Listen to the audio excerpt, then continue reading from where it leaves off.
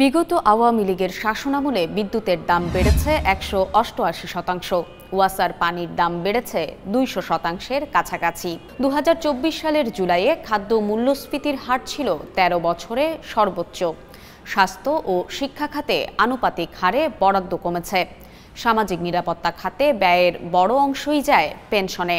আবার সামাজিক নিরাপত্তাভোগীদের বড় অংশই ভুয়া ও অস্তিত্ববিহীন। সড়ক ও রেলসহ বড় বড় অবকাঠামো খাতে যে ব্যয় হয়েছে তাও কিলোমিটার প্রতি ব্যয়ে বিশ্বে অন্যতম সর্বোচ্চ। ১৫ বছরের শাসনামলে সরকারের ঋণ বেড়েছে ১৫ লাখ কোটি টাকার বেশি। ফলে বাজেটের বড় অংশই ব্যয় হচ্ছে ঋণের দায় পরিশোধে। এভাবেই চলছে সরকারের বড় আকারের বাজেট, যার একটি বড় অংশই চুরি ও দুর্নীতির মাধ্যমে চলে গেছে সমাজের একটি সুবিধাভোগী গোষ্ঠীর কাছে। গত ৫ আগস্ট আওয়ামী লীগ সরকারের পতন ঘটেছে। দায়িত্ব নিয়েছে অন্তর্বর্তীকালীন সরকার। পার্লামেন্ট ভেঙে দিয়েছেন রাষ্ট্রপতি। তবে এখনও ২০২৪-২৫ অর্থবছরের কর, শুল্ক ও ব্যয় কাঠামো একই আছে। এখনও আছে কালো টাকা সাদা করার সুযোগ। নতুন অন্তর্বর্তীকালীন সরকার জনবিমুখ এ বাজেটের সংস্কার ও পরিবর্তন করবে বলে অপেক্ষায় সাধারণ মানুষ।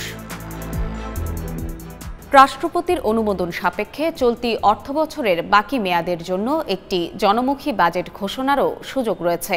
এ বাজেটে কি কি জনমুখী পদক্ষেপ নেওয়া হয় তার অপেক্ষায় রয়েছে সাধারণ মানুষ।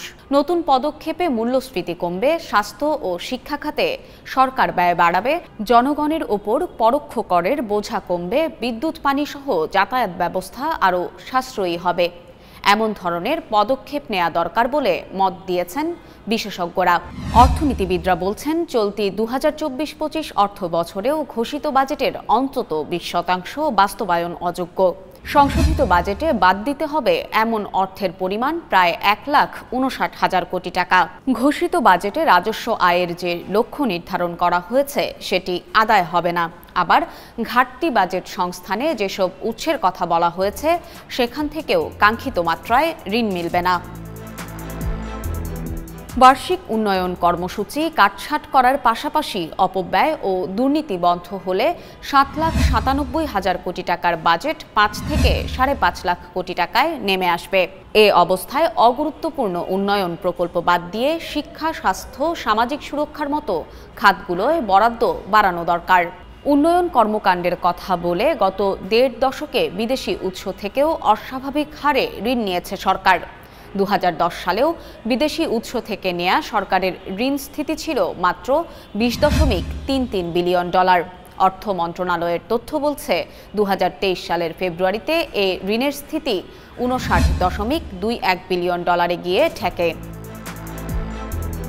তবে বাংলাদেশ ব্যাংকের তথ্য অনুযায়ী চলতি ২০২৪ সালের মার্চ শেষে সরকার ও সরকারি প্রতিষ্ঠানগুলোর বিদেশি ঋণের স্থিতি $৭৯ বিলিয়ন উন্নীত হয়েছে। উন্নয়ন প্রকল্পসহ পরিচালন খাতে সরকারের অপব্যয় ও দুর্নীতির বোঝা জনগণের উপর পড়ছে।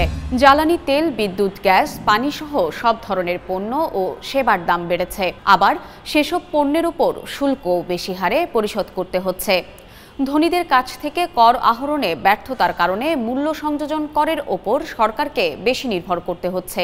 এতে সাধারণ মানুষের ওপর করের বোঝা বাড়ছে। অন্যদিকে কর ফাঁকি দেয়া কালো টাকার মালিকদের প্রায় প্রতি বছরই অর্থ বৈধ করার নামে অন্যায্য সুবিধা দেয়া হয়, যা চলতি অর্থবছরের বাজেটেও বহাল রয়েছে। বিরাজমান অস্থির সময়ে অন্তর্বর্তী সরকারের বাস্তবধর্মী ও কঠিন পদক্ষেপ নিতে হবে বলে মনে করছেন বিশ্লেষকরা।